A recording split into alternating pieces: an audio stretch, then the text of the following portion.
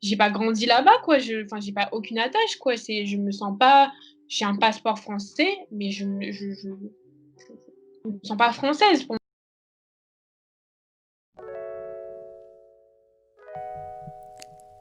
Bonjour et bienvenue sur POC Stories.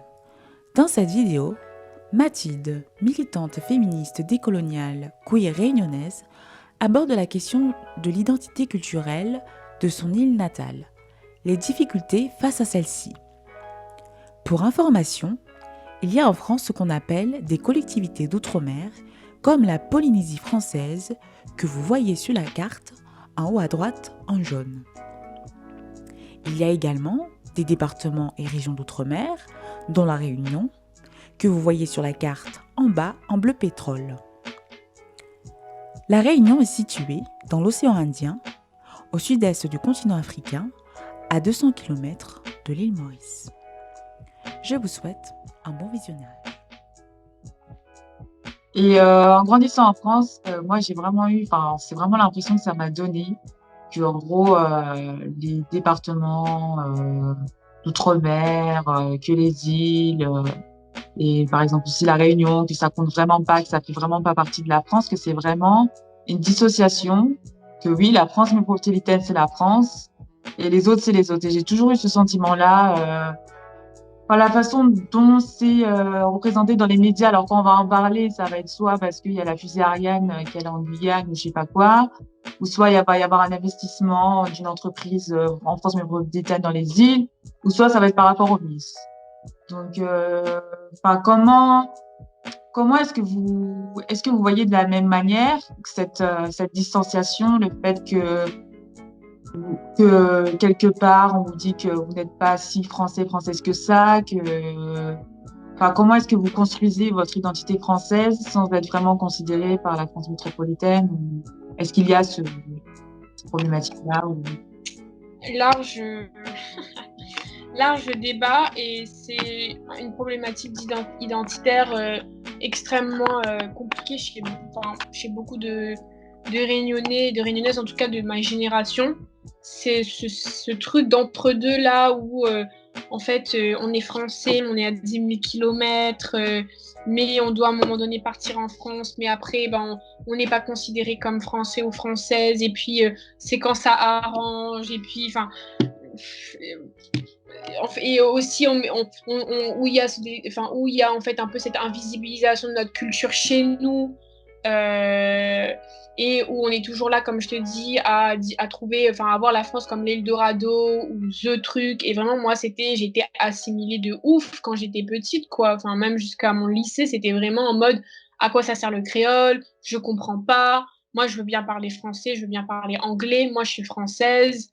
Vraiment, c'était ça, quoi. Et en fait, je l'ai complètement déconstruit en arrivant en France. Je me suis dit, mais ouais, je connais pas ce pays, j'ai pas d'attache, je, j'ai pas grandi là-bas, quoi. J'ai pas aucune attache, quoi. Je me sens pas, j'ai un passeport français, mais je me sens pas française. Pour moi, je suis réunionnaise parce que j'ai grandi là-bas, et c'est pas une question de dire forcément, ah oui, tu craches dessus, je sais pas quoi. J'ai grandi chez moi à La Réunion, j'ai pas grandi en France, même si j'ai eu des trucs de la culture française. Je ne sais même pas ce qu'on appelle culture française d'ailleurs, mais culture française, non, pour moi, je suis réunionnaise. Et, mais c'est quelque chose aujourd'hui cet entre-deux, c'est toujours quelque chose qui me travaille parce que pour moi, ça a participé au fait que je dénigrais ma culture ou que je représentais ma culture comme une sous-culture. Et pour beaucoup, ça a été le cas. En termes de, ah ouais, même pour nos parents qui ne parlaient pas forcément créole parce qu'ils voulaient bien qu'on parle français.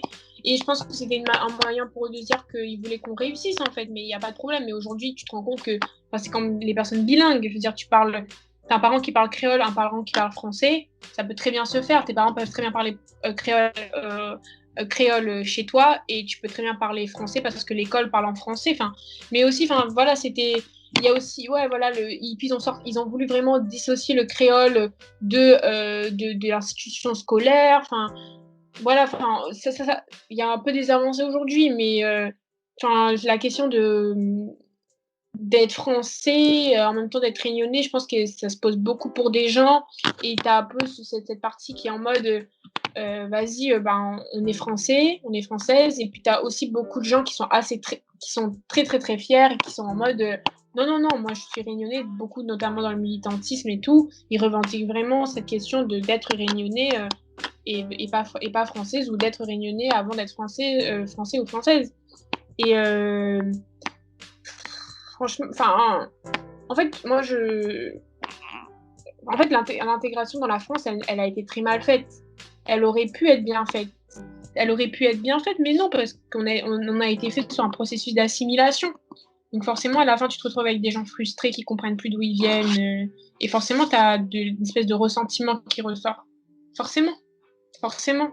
Et aujourd'hui, ben non, enfin, moi, je suis vraiment pour du régionalisme dans le sens où c'est notamment au niveau par exemple des emplois, c'est de mettre les Réunionnais en avant les autres personnes qui sortent enfin qui viennent de métropole, la culture réunionnaise, la remise en avant du créole.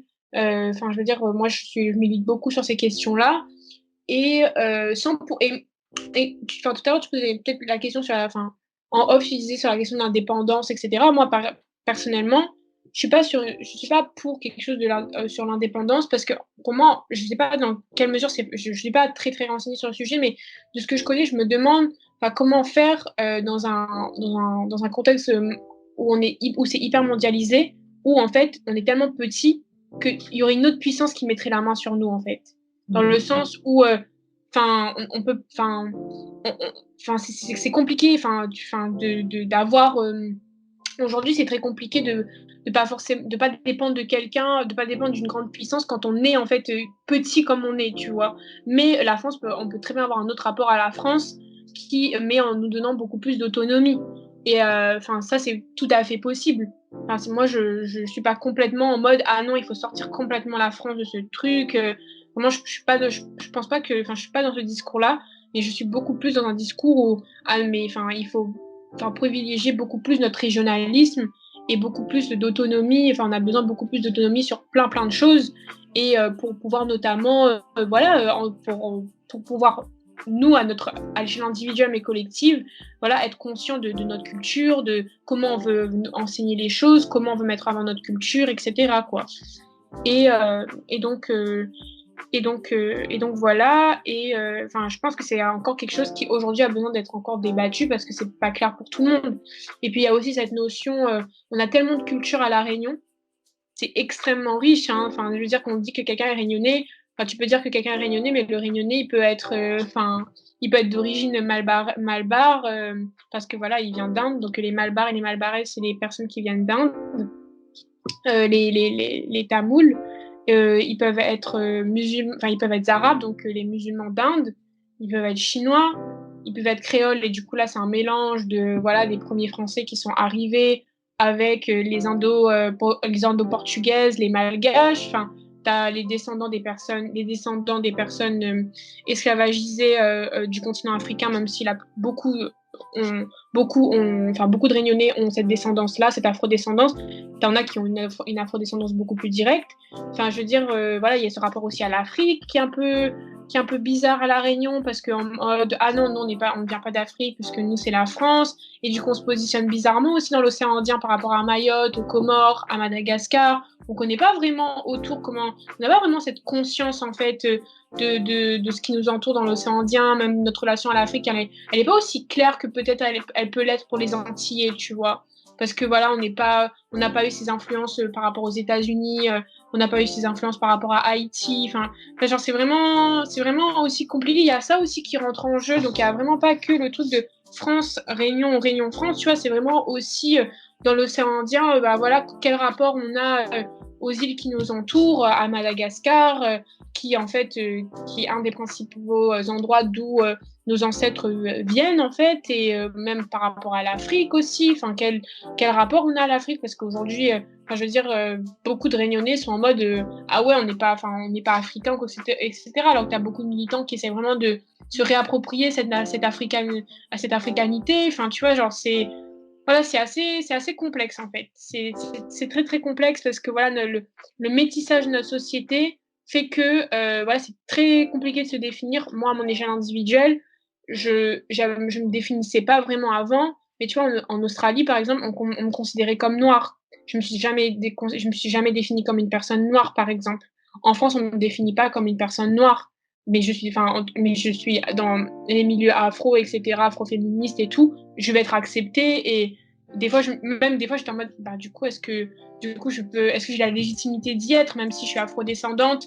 heu, enfin, parce que, enfin, pas directement, mais il y a eu tellement de métissage, même si je suis afrodescendante, et cetera. Dans quelle mesure je peux me dire que je suis noire? Enfin, c'est même à l'échelle individuelle, c'est extrêmement compliqué, en fait. Donc, je vais être perçue comme noire par certaines personnes noires, mais je vais être perçue comme et je serai pas perçue comme noire à La Réunion. À La Réunion, je suis considérée comme une créole parce que, enfin voilà, je suis on peut pas trop me définir parce que voilà, il y a eu tellement de mélanges et toute ma famille est tellement mélangée que voilà.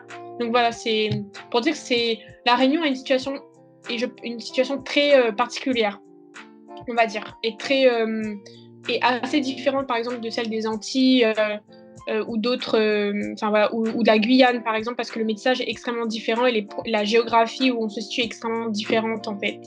Et je pense que ça mérite, enfin, les questions d'identité sont assez complexes. Voilà. Et en plus, il y a ce rapport à la France. Voilà, en plus de tout ça.